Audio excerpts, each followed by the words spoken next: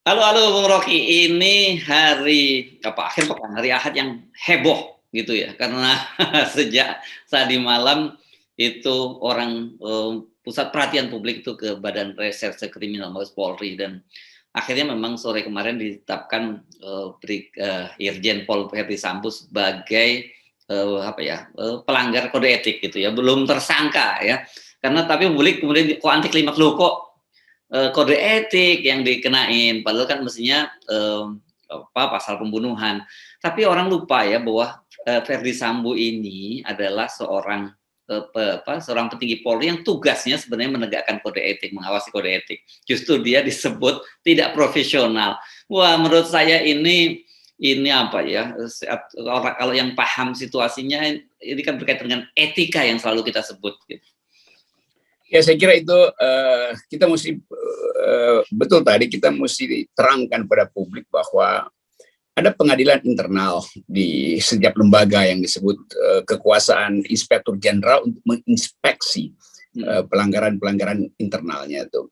Nah, di Propam itu yang kita sebut sebagai yang ketua kepalanya adalah Pak Sambo. Jadi orang menilai itu artinya kalau Pak Sambo sendiri melanggar kode etik, itu bagaimana status dari lembaga itu tuh. Ya, itu ya, lembaga penegakan etik tuh. Jadi benar bahwa ini peristiwa pertama, lepaskan dulu dari soal kriminalnya tuh. Yaitu beliau dalam kedudukan dia sebagai pemegang komando etis, dia justru menyalahgunakan kekuasaan itu, kedudukan etisnya itu. Jadi itu dulu fokusnya tuh. Dan orang selalu memang ingin mau cepat-cepat cari siapa yang terdakwa tuh. Tapi memang ada semacam prinsip di dalam kepolisian atau di semua institusi pemerintah sebetulnya bahwa biarkan lebih dahulu Inspektur Jenderal bekerja untuk melihat apa yang internal di situ kan. Memang sekarang dulu kan ada, kalau kita perlu sedikit ya, kedudukan Inspektur Jenderal ini. Irwasum kalau di kepolisian namanya. Oke. Pengawasan umum. Oke, Irwasum. Ya, di semua departemen pemerintahan, kementerian ada irjen dulu dari zaman Orde Baru kita tahu. Itu fungsinya adalah untuk meneliti pelanggaran etik, kode etik atau perbuatan buruk dari aparat di departemen itu atau di kementerian itu. Nah, sialnya dulu itu irjen itu di bawah menteri, sehingga dia nggak mungkin periksa si menteri kan. Itu masalahnya tuh, sehingga kita anggap loh jadi irjen itu justru harus berani untuk menegur menterinya, bahkan itu jangan anak buahnya aja. Tapi kalau menterinya datang, irjen tunduk, itu nggak boleh sebetulnya. Karena bagaimanapun yang disebut oversight komite etis itu berdiri di atas birokrasi itu. Nah, itu yang dulu bahkan Sri Mulyani yang memulai bahwa Pak Irjen, Anda harus awasi saya menteri, jangan Anda hormat-hormat saya tuh. Bisa saya bikin sesuatu yang buruk, lalu Anda merasa Anda bawahan saya, enggak. Kedudukan etis itu lebih tinggi dari kedudukan birokrasi. Memang dalam kepangkatan ada hierarki pangkat. Tetapi sekali lagi oversight committee seperti yang diduduki oleh Pak Sambo itu melampaui kedudukan dia sebagai jenderal sebetulnya. Prinsipnya begitu.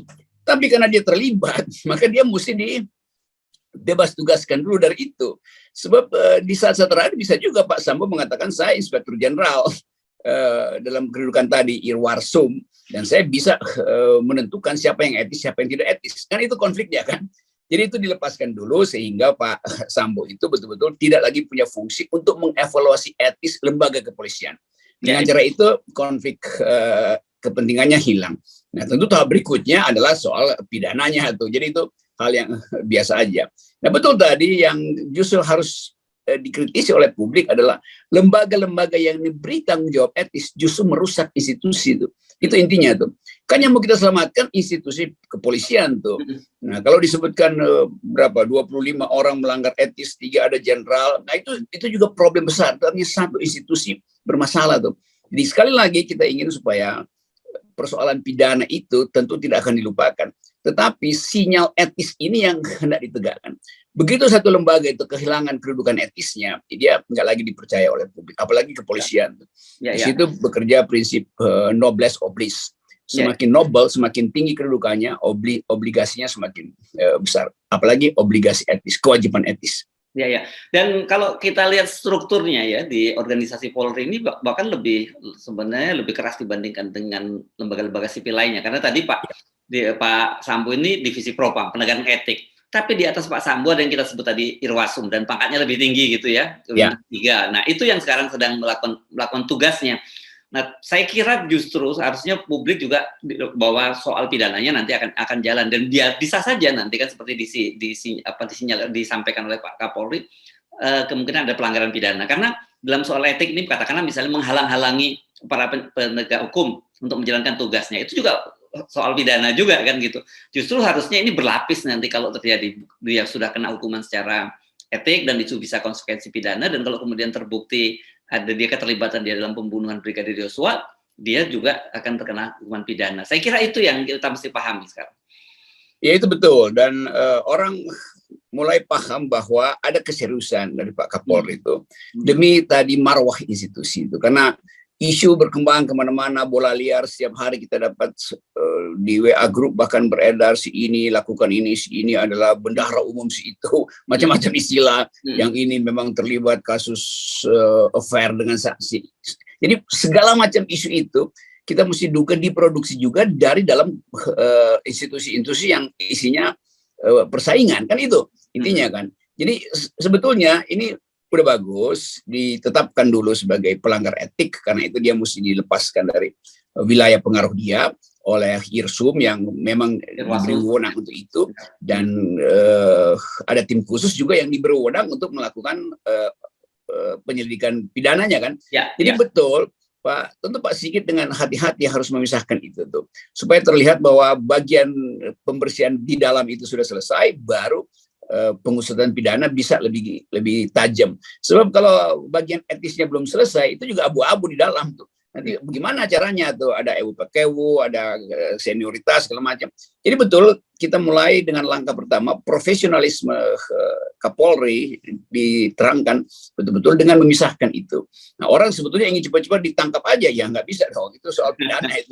Jadi betul diselesaikan dulu, karena itu dibawa ke Mako Brimob. Dan ketegangan kemarin sore itu yang memperlihatkan itu berarti Irsumnya juga tegang tuh. Berarti Pak Sigit juga tegang, sehingga publik merasa tegang juga tuh, ada Brimob berkeliaran di situ kan. Jadi keterangannya sekarang agak enak, nanti kita tunggu lagi siang ini apa keterangan lanjutannya, sehingga orang tetap tahu bahwa yang soal etis saja.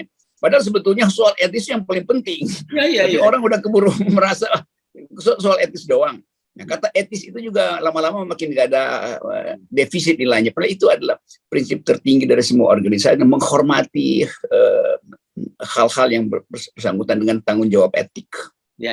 Oke, kan kita ngomong soal etik ini. Saya memang sejak awal publik juga terheran-heran dengan profil Sambo ini. Dia bintang 2, seorang jenderal polisi bintang 2. Kita tahulah berapa gaji dari seorang bintang 2 ini, tapi gaya hidupnya luar biasa mewah ya. Kalau kita lihat misalnya bagaimana foto-foto dia bersama keluarganya itu, ajudannya sampai ada berapa ajudan, kalau ada 8 orang pembantunya banyak, ini saya membayangkan wah ini kayak raja-raja kecil ini. Belum lagi kemudian ketika ini ada video ini misalnya kita lihat ketika Yosua memberikan ucapan ulang tahun kepada adiknya, itu rupanya dilakukan di bawah nih, di ruang garasinya Pak Sambo. Publik juga terutama emak-emak nih itu salah fokus, bukan lihat kuenya tapi lihat mobil-mobil mewah yang berderet di garasi Pak Sambo. Ya ini memang jauh dari profil seorang irjen gitu, apalagi kalau kita membayangkan seorang jenderal polisi itu seperti Pak Hugeng, atau dalam belakangan ada namanya Pak Kunarto itu juga ya, pernah jadi ketua BPK. Memang beda sekali nih. Ya itu juga teguran publik terhadap kehidupan para pejabat tinggi kita di kepolisian, di kementerian segala macam itu, dan itu jadi semacam antipati terhadap cara melihat kesungguhan para pejabat kita itu. Kan sebetulnya kalau kita pakai prinsip penegakan etis dan siapa yang menduduki posisi tertinggi dalam pengawasan etis, dia justru yang harus paling miskin tuh, supaya terlihat bahwa dia hanya bekerja demi satu nilai yang dia percaya, yaitu integritas, kejujuran, keberanian untuk menegakkan, memberi teguran tuh. Jadi itu intinya tuh. Jadi kalau misalnya terlihat atau terintip ada kemewahan, walaupun mungkin dibilang oh itu tamu segala macam, tapi keburu terlihat bahwa ada sesuatu memang yang menyebabkan rasa ketidakadilan di publik tuh, dan kepolisian itu disorot dalam selama periode Pak Jokowi bahkan disorot karena seolah-olah dimanjakan itu. Dan pemanjaan itu menimbulkan kecurigaan, apa nih pemanjaan yang dibutuhkan untuk menarik simpati polisi pada kekuasaan. Itu pertanyaan lagi tuh. Lalu orang mulai melihat bagaimana persaingan di dalam rekrutmen itu ditentukan oleh pengaruh partai politik. Itu satu soal lagi tuh.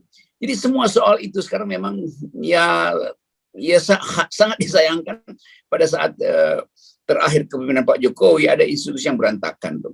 Yang berantakan pertama KPK itu udah berantakan tuh. Sekarang kepolisian berantakan. Lalu orang tanya, di era siapa berantakannya itu? Oh, itu di era Gus Dur. Nanti salah lagi. Padahal itu Pak Jokowi juga harus bertanggung jawab keberantakan institusi ini karena kerakusan kekuasaan yang ingin ada di mana-mana.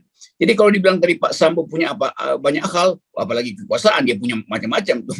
Jadi satu paket pikiran yang kita perlukan untuk mengingatkan pada para pemimpin bangsa bahwa kita sedang mengalami krisis moral, krisis etik itu. Jadi coba lakukan refleksi lah itu. Dan banyak polisi yang pinter, tajam dan hidupnya sederhana itu. Ya tentu kesederhanaan Pak polisi nggak sama dengan kesederhanaan petani sawit, itu beda.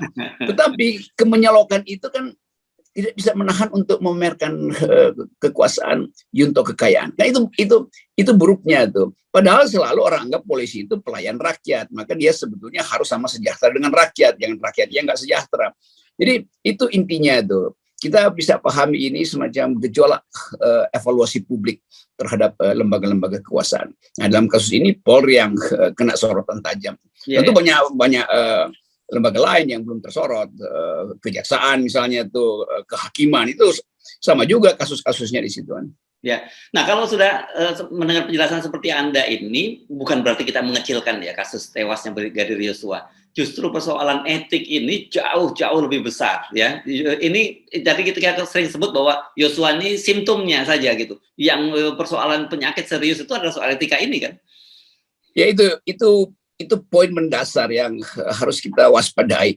Jangan sampai orang sekedar ingin melihat penghukuman pidana tapi membiarkan soal etis. Kan ini bahayanya itu. Dia tersambung sebetulnya. Kalau seseorang secara etis tidak mampu untuk menguasai diri, menguasai ambisi pribadi, menguasai keinginan untuk memamerkan kekayaan, itu artinya dalam banyak hal dia juga akan jadi dealer.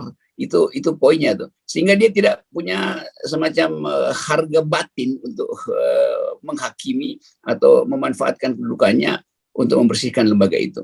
Ini masalahnya di situ. Karena itu tetap kita tekankan terus FNN bahwa etika publik itu harus berlaku di mana-mana tuh. Itu yang membuat polisi Inggris itu dihormati tuh. Itu yang membuat kalau disebut sebagai marinir, itu di Amerika itu dihormati betul karena ada etik yang tegak lurus dengan kedudukan dia sebagai militer itu.